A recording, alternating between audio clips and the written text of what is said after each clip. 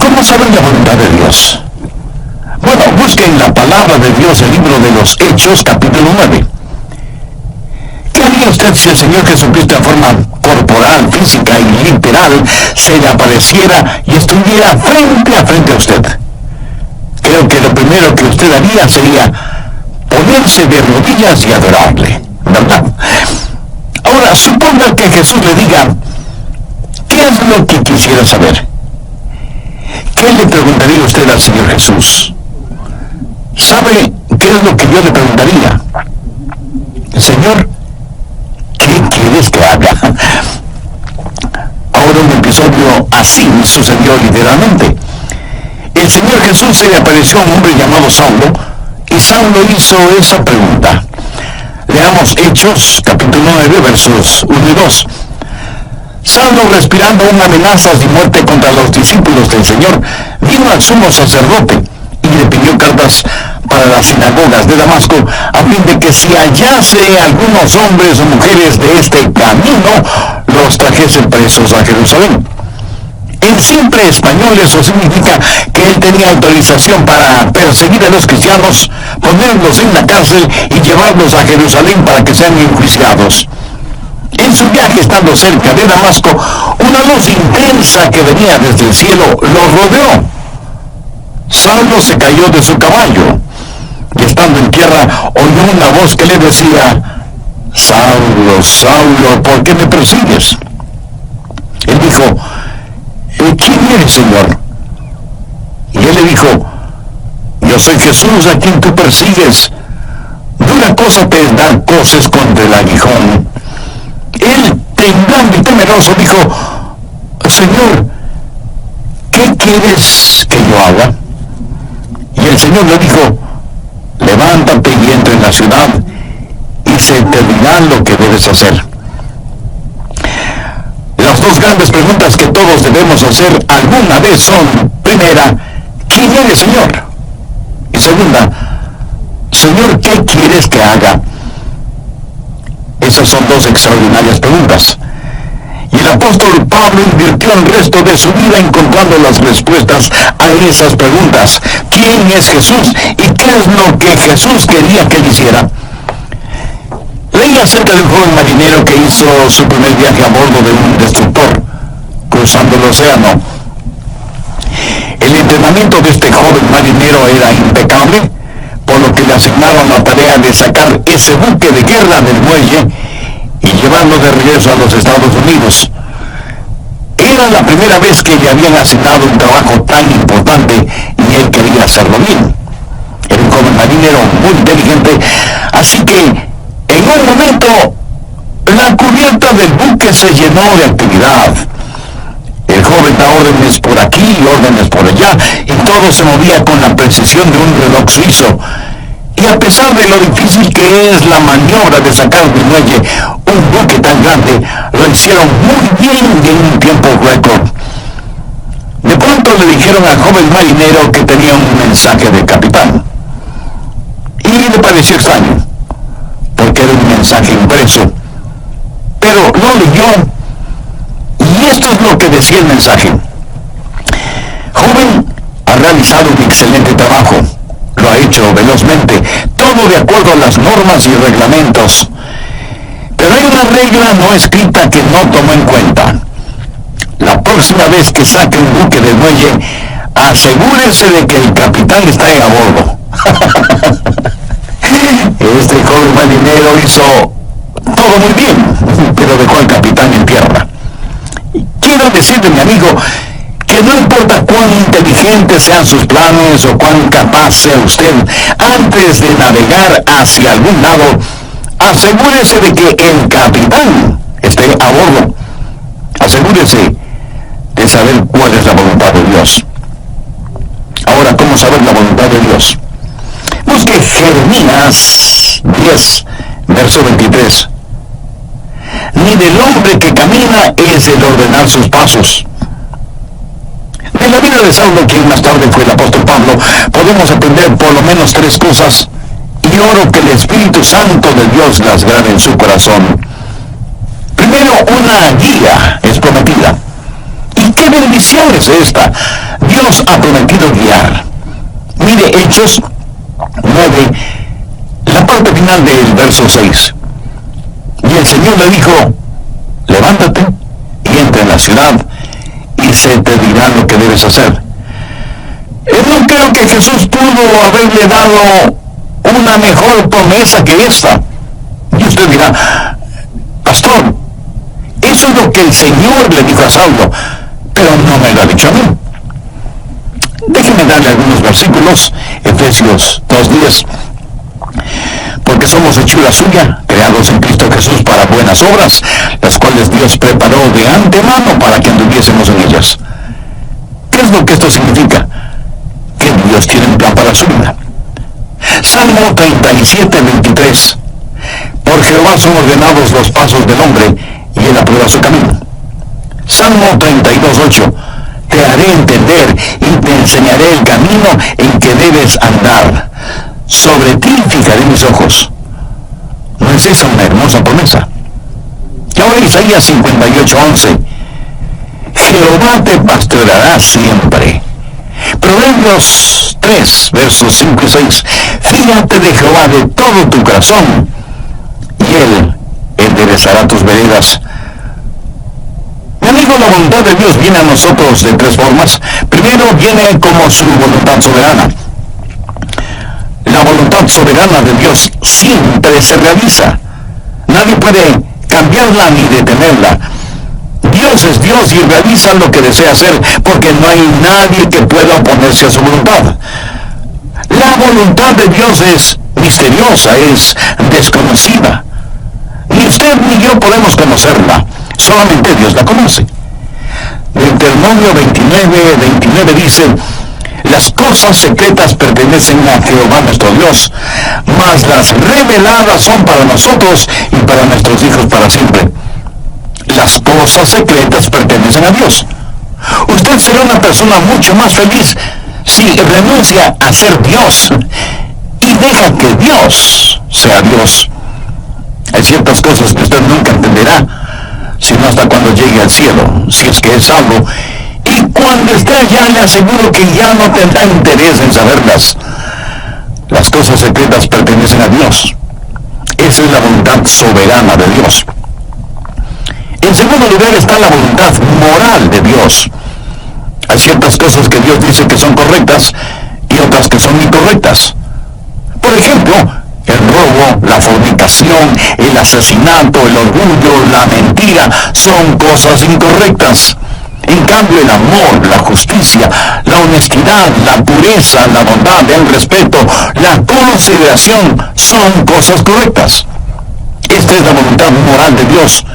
Y no va a cambiarla para mí, ni va a cambiarla para usted. Son normas fijas de lo bueno y lo malo, porque Dios así lo ha decretado. ¿Estamos de acuerdo? La voluntad moral de Dios la encontramos en la palabra de Dios, sin titubeos, sin tartamudeos, ni apologías, ni vacilaciones. Dios dice, esto es bueno o esto es malo. Es la voluntad moral de Dios, y no la va a cambiar absolutamente por nadie. En tercer lugar, está la voluntad particular de Dios. Esto es, la voluntad especial de Dios para usted, no para mí. Dios tuvo una voluntad especial para Saulo. Por ejemplo, mire en Hechos 9:15. El Señor le dijo, ve, porque instrumento escogido me es este para llevar mi nombre en presencia de los gentiles y de reyes y de los hijos de Israel, porque yo le mostraré cuánto le es necesario padecer por mi nombre. Dios tuvo un plan muy especial para este hombre. Pablo sería un apóstol a los gentiles. Era un vaso escogido. Verá, eso es muy importante para mí. Dios lo escogió en forma muy particular para que sea un vaso especial. Y Dios tiene una voluntad especial para cada uno de nosotros. Por ejemplo, fue la voluntad soberana de Dios que un hombre llamado Adrian Rogers sea parte de los elegidos de Dios. Aleluya. Yo francamente no lo entiendo, pero me regocijo. Es la voluntad soberana de Dios. En forma soberana, Dios derramó su amor sobre mí y me salvó, y agradezco a Dios por eso. Y luego fue la voluntad moral de Dios que yo me casara con una cristiana. La Biblia dice que no debemos unirnos en yugo desigual con los incrédulos. Por lo tanto, sé que Dios tiene una voluntad moral para que, si me case con una creyente en el Señor Jesucristo. Y para mí, Dios tuvo una voluntad particular, y su nombre es Joyce. La voluntad soberana de Dios trabajó en mi vida. La voluntad moral de Dios estuvo en mi esposa. Sabía que quería casarme con una muchacha cristiana. Y cuando iba a dejar a casa a Joyce después de haber estado en mi iglesia, o después de algún juego de fútbol en la universidad, al regresar a mi casa oraba: oh Dios, quisiera casarme con Joyce. Y creo con todo mi corazón que Dios contestó mi oración, porque estaba dentro de su voluntad. Y Dios me dio esa maravillosa y especial mujer para que sea mi esposa. Dios tiene un plan para su vida. Dios tiene una voluntad particular para su vida. El por qué Dios está interesado en usted y en mí solo muestra la grandeza de su amor. Somos menos que una partícula de polvo en el océano de la existencia, y sin embargo, Dios nos conoce. Él sabe nuestras idas y venidas, sabe cuando nos sentamos y cuando nos ponemos de pie. Aún los cabellos de nuestra cabeza están contados. Y Dios no solo que nos ama, sino que también cuida de nosotros. Un niño comenzó a orar el Padre Nuestro y dijo: Padre nuestro que estás en los cielos. ¿Cómo es que sabes mi nombre? Se imagina, Él sabe nuestro nombre. De entre los billones de seres humanos que existen y que son preciosos para Él, Dios sabe el nombre de cada uno de sus hijos. La voluntad de Dios está prometida. Guía y liderazgo es su promesa. ¿La tiene usted?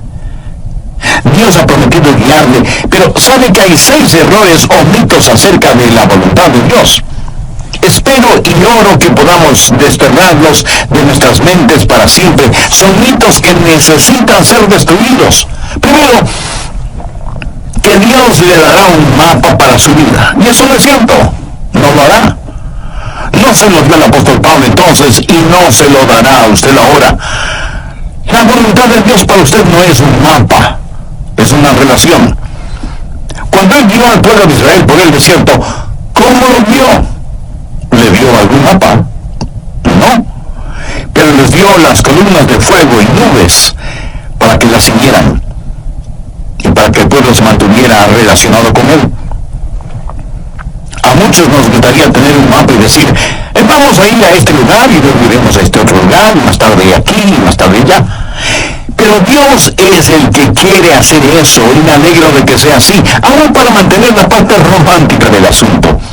De otra manera, todo carecería de emoción y hasta de sentido de reverencia y temor, si supiéramos lo que mañana tiene para nosotros.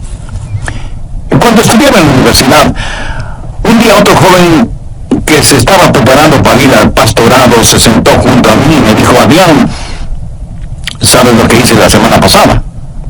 Le dije que no lo sabía. Y él prosiguió: estuve en Memphis, en Tennessee, y fui a ver al doctor Lee. De paso, debo decir que el doctor Lee fue con toda seguridad el más grande, cordial, santo y elocuente ministro que yo haya conocido. Así que ese joven y neófito teólogo, al decirme que estuvo para verse con el doctor Lee, me dejó poco menos que asombrado. Y pensé: ¿cómo logró entrar? ¿Y cómo el doctor Lee pudo perder el tiempo con un joven imberbe como él? Yo pensaba todo eso y al mismo tiempo me decía: ¿cómo me hubiera gustado a mí hacer lo mismo? Hubiera sido como decir: estuve en Washington y fui a ver un ratito al presidente de los Estados Unidos. Así que, picada mi curiosidad, le dije: a ver, cuéntame, ¿cómo lo lograste? Me dijo que llegó hasta la oficina de la secretaria y le preguntó si podía ver al doctor Lee. Ella me dijo que sí, pero solo por unos pocos minutos. Ella entró en la oficina del doctor Lee, conversaron brevemente sobre varias cosas, y finalmente el doctor Lee oró con y por el joven estudiante. Y eso fue muy interesante para mí. Y traté de imaginarme toda la escena. Los años pasaron y en la voluntad de Dios llegué a ser el pastor de esa misma iglesia. Tuve la misma oficina que tuvo el doctor Lee. Un día mi secretaria me llamó por el intercomunicador y me dijo: el doctor Lee está aquí y quiere saber si puede conversar con usted unos minutos. Por supuesto, hágalo pasar inmediatamente. Y sin querer, vino a mi memoria el episodio de mi joven amigo universitario que años atrás, estando de paso por Memphis, fue recibido en forma cordial e inmediata por el doctor Lee. La voluntad de Dios no es un mapa, es una relación personal. Segundo, quítese de la cabeza la idea de que Dios es una especie de aguafiestas espiritual. Que si usted hace la voluntad de Dios, ese es el final de su gozo, de su alegría. Hay mucha gente que no quiere saber la voluntad de Dios por temor de lo que podrían encontrar. Dicen: si le digo a Dios que quiero hacer su voluntad, ¿quién sabe a dónde me mandará? Muchos de ustedes seguramente son padres. Suponga que un día su joven hijo de 14 o 15 años viene y le dice: papá, estoy convencido que eres un hombre bueno, piadoso y sabio. Quiero saber qué es lo que quieres que haga. Haré cualquier cosa que tú quieras que haga. ¿Qué haría usted? Creo que usted primero se quedaría como una estatua, con la boca abierta. No daría crédito a lo que está escuchando de boca de su hijo. El segundo, como un sonámbulo, iría donde está su esposa y le preguntaría: ¿escuchaste lo que nuestro hijo dijo? Pues veamos qué podemos pedirle que haga para hacerle la vida miserable. Se va a arrepentir de haber dicho lo que dijo. ¿Qué es lo peor que podríamos pedirle que haga? Amigo, no tenga temor de la voluntad de Dios. La voluntad de Dios es lo que usted quisiera para usted mismo, si tuviera el suficiente sentido común para desearla. Amigo, ¿entendió esa frase? La voluntad de Dios es lo que usted quisiera para usted mismo, si tuviera el sentido suficiente común para desearla.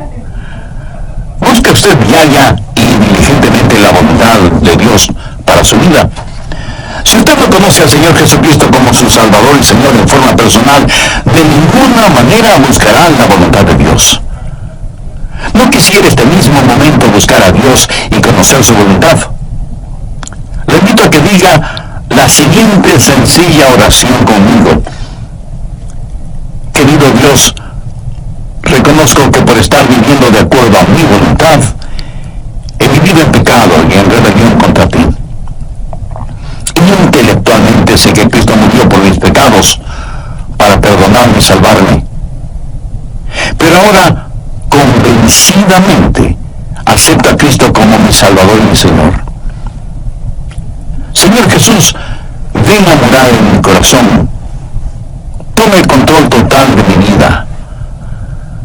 Hazme la clase de persona que tú quieres que sea. Y ayúdame a nunca avergonzarme de ti, independientemente de las circunstancias o de las consecuencias. El doctor Adrian Rogers, en la voz del pastor Lenín de Llanón. Al respecto, en el programa anterior vimos que primero Dios no le dará un mapa para su vida. Él nos ha dado su palabra. Segundo, no crea a quienes le dicen que Dios es un aguafiestas espiritual. Tercero, deje de pensar que Dios habla solo a cierta categoría de personas, o que Dios revela su voluntad solo a pastores o misioneros, o a la gente que trabaja en la iglesia, o cosas por el estilo. Pero que Dios no tiene una voluntad para personas comunes y corrientes. Dios tiene una voluntad para cada vida. Así que deje de pensar que la voluntad de Dios es solo para determinadas personas. Cuando Dios le muestra su voluntad para su vida, pudiera ser que tenga o no alguna dramática experiencia, como la del apóstol Pablo en el camino a Damasco. ¿Recuerda cuando Dios le habló a Elías en la montaña y sopló el viento? Dios no estuvo en el viento, ni en el fuego, ni en el terremoto. Y leemos en Primera de Reyes capítulo 19, el verso 12, y tras el fuego, un silbo apacible y delicado. Ahora algunas veces Dios habla en los terremotos o en el fuego. El apóstol Pablo tuvo una especie de terremoto espiritual en su camino a Damasco. Pero usted deje que Dios sea Dios en su vida. Dios habla apaciblemente a algunas personas y a otras Dios tiene que llamarles fuertemente la atención. Quinto, otro mito que debemos sacarlo del corazón y mente es el creer que Dios muestra su voluntad solo a gente joven, pero no a gente mayor. Siempre les estamos diciendo a los jóvenes que deben buscar la voluntad de Dios para sus vidas. Escuche, quiero decirle que usted, sea que tenga 9 años de edad o 90 años de edad, usted debe buscar la voluntad de Dios para su vida. Si Dios ya hubiera terminado con usted, Él ya le hubiera llevado al cielo. Dios tiene un plan para su vida. Sexto, el último mito que necesitamos destruir es el que dice que de alguna manera Dios oculta o esconde su voluntad de nosotros. Pensemos nuevamente en el joven que está frente a su padre, quien le dice: hijo, hay algo que quiero que hagas, y si lo haces, te daré una buena recompensa. Pero si no lo haces, te llevaré a tu cuarto y aplicaré la vara de la disciplina donde termina tu espalda. Y el hijo responde: bueno, papá, ya que lo explicas de esa manera, ¿qué es lo que quieres que haga? Y el padre le responde: pues no te lo voy a decir. Tú debes descubrirlo. Pregunto, ¿qué clase de padre haría una cosa así?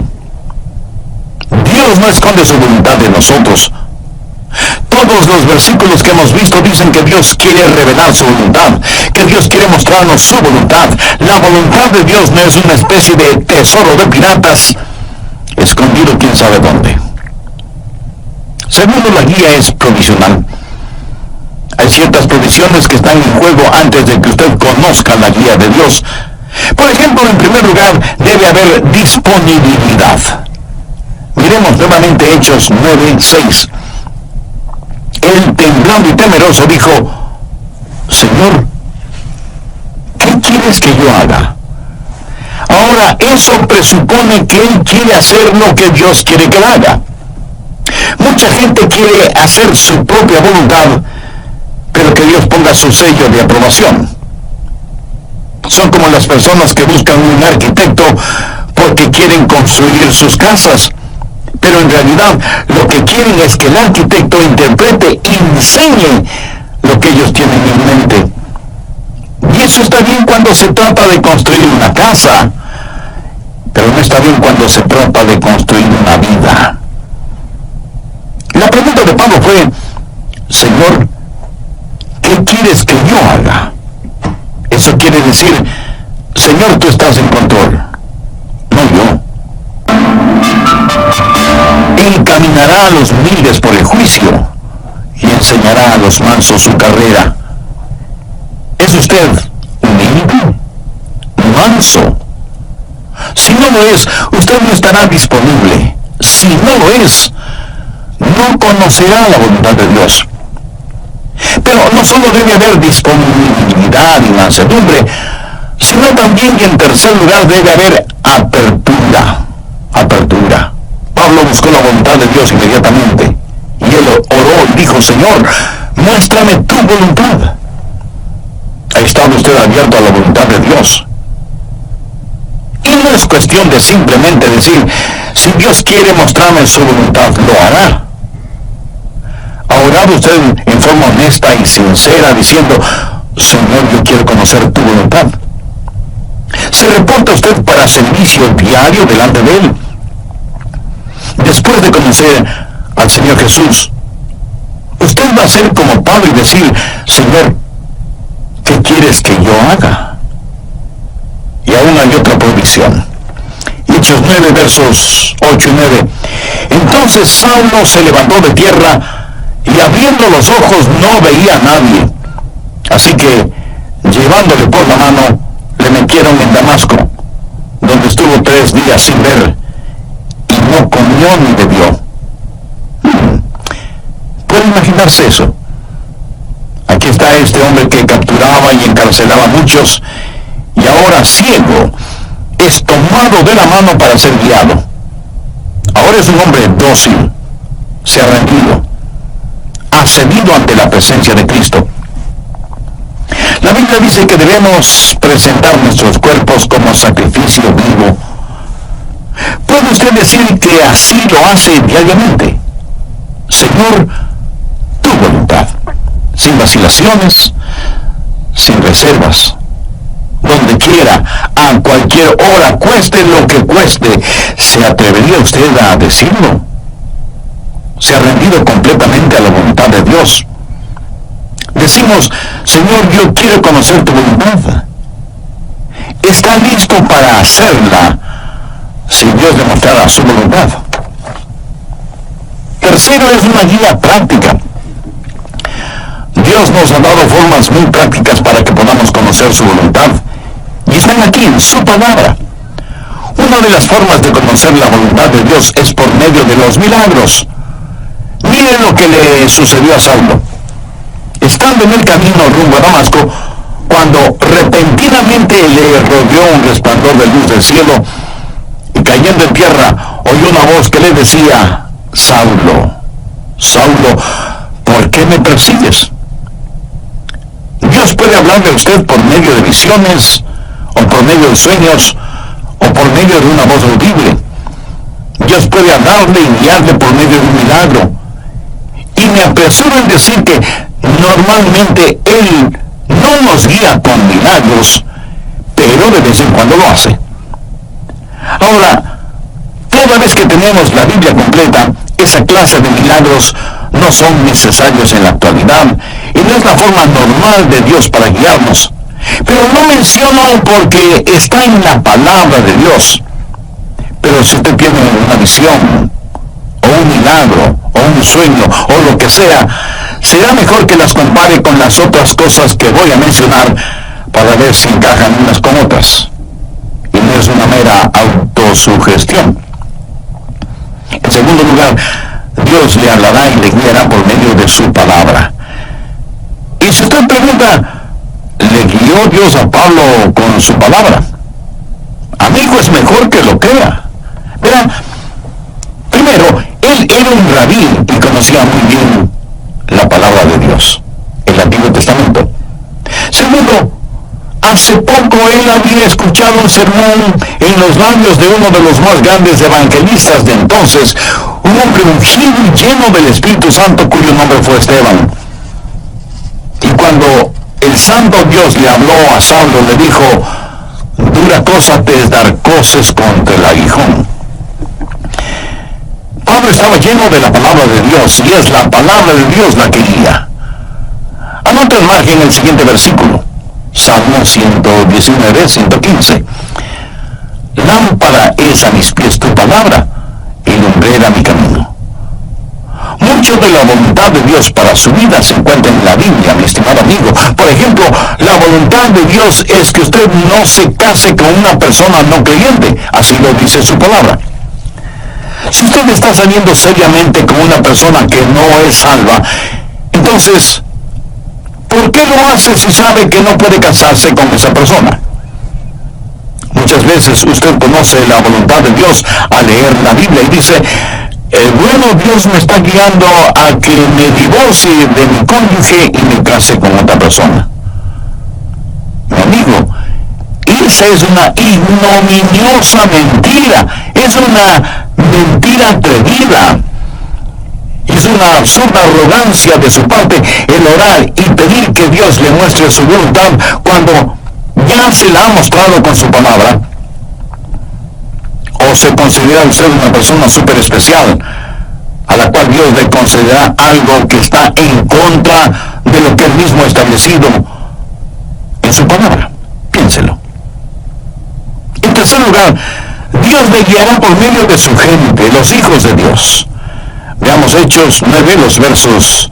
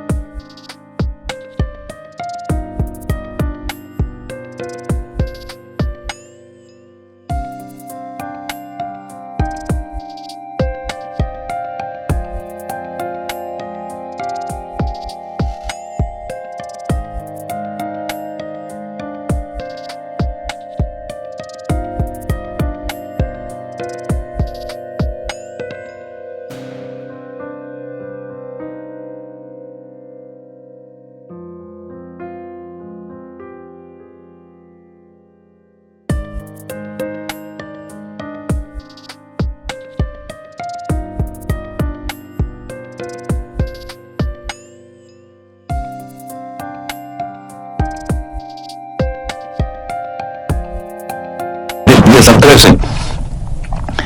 Había entonces en Damasco un discípulo llamado Ananías, a quien el Señor dijo en visión: Ananías. Y él respondió: Heme aquí, Señor. Y el Señor le dijo: Levántate y ve a la calle que se llama Derecha y busca en casa de Judas a uno llamado Saulo de Tarso, porque he aquí él ora, y lo utilizó para confirmar su voluntad en la vida de Saulo. En Proverbios 24:6 leemos: en la multitud de consejeros está la victoria.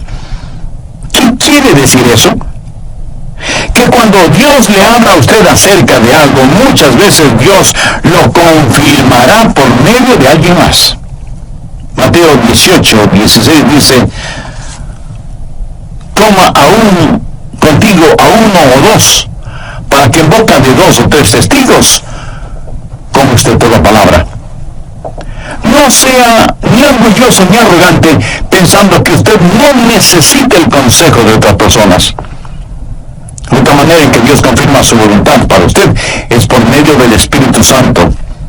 Hechos 9:17 dice: fue entonces Ananías y entró en la casa, y poniendo sobre él las manos dijo: hermano Saulo, el Señor Jesús, que se te apareció en el camino por donde venías, me ha enviado para que recibas la vista y seas lleno del Espíritu Santo.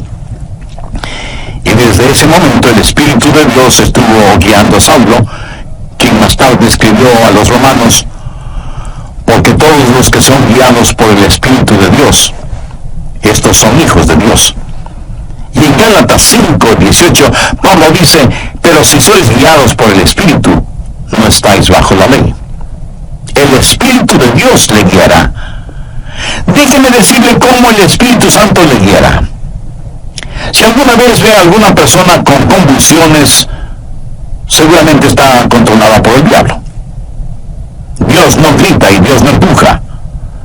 Dios susurra y guía. Él guía a sus ovejas.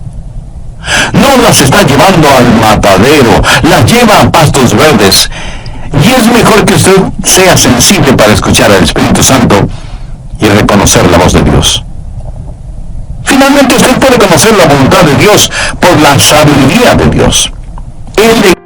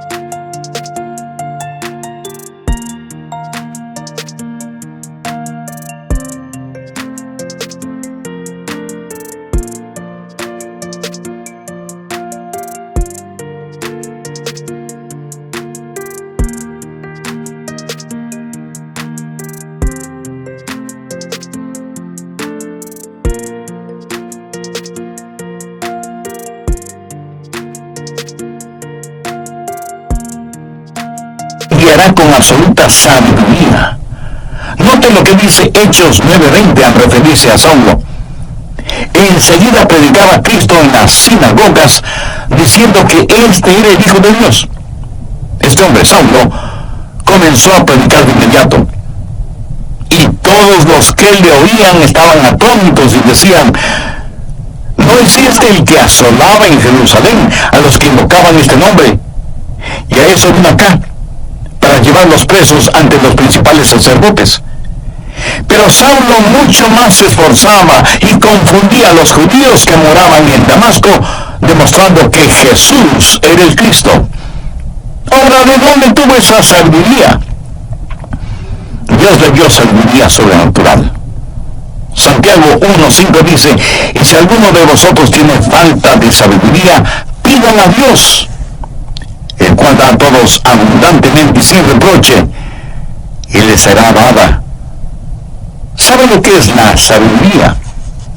Sabiduría es ver la vida desde el punto de vista de Dios. Cuando usted ora y tiene el Espíritu de Dios y la palabra de Dios en usted, empieza a tener sabiduría. El conocimiento viene cuando observamos las cosas a nuestro alrededor. La sabiduría viene cuando miramos hacia arriba, a Dios. La sabiduría tampoco es tener unas lagrimitas en las pestañas y un calorcito en el corazón. Sabiduría es tener una mente fija en Dios, llena de la palabra de Dios y guiada por el Espíritu Santo de Dios. ¿Qué es lo que dice Santiago? Que si pedimos a Dios que nos dé sabiduría, Él nos la dará y seremos guiados por la providencia de Dios. En el capítulo 9 de los Hechos, encontramos que ciertas personas decidieron que Saulo era una verdadera molestia y que debían destruirlo. Pero el complot llegó a oídos de Saulo y los discípulos le ayudaron a escapar, bajándole por el muro en una canasta. ¿Se acuerdan de ese relato? Pero, ¿cómo supo él que querían matarle? Bien, en la providencia de Dios, esas acechanzas llegaron al conocimiento de Saulo y pudo escapar. La providencia de Dios. Dios abre puertas y Dios cierra puertas. Y lo que usted podría considerar casualidad es el plan de Dios y la forma en que Dios nos guía en este mundo. Y muchas veces no lo vemos como la providencia de Dios, sino hasta muchos años después. Amigo, no tenga temor de la voluntad de Dios. La voluntad de Dios no lo llevará donde el poder de Dios no pueda sustentarlo. Y la voluntad de Dios es absolutamente lo mejor para usted, para su cónyuge, para sus hijos. Ahora escúcheme muy atentamente. La forma de conocer la voluntad de Dios para el resto de su vida es hacer la voluntad de Dios ahora. Es muy difícil el pilotear un barco que no se mueve. Verán, la forma de entender la parte de la Biblia que no entiende es obedeciendo lo que sí entiende. La manera de saber acerca del futuro es obedeciendo a Dios ahora en el presente. Y si usted tiene interés en poseer la voluntad de Dios para su vida, le diré lo que el apóstol Pablo dijo hace ya tantos siglos. Señor, ¿quién eres? Señor, ¿qué quieres que yo haga? ¿Quién es el Señor? Es el Hijo de Dios que murió por sus pecados y quiere que usted lo reciba ahora mismo en su corazón como su Salvador y su Señor. Y le prometo, basado en la autoridad de la palabra de Dios, que si usted entrega a Jesús su corazón, Él le perdonará sus pecados, Él entrará a morar en su vida por medio del Espíritu Santo, y cuando Él le llame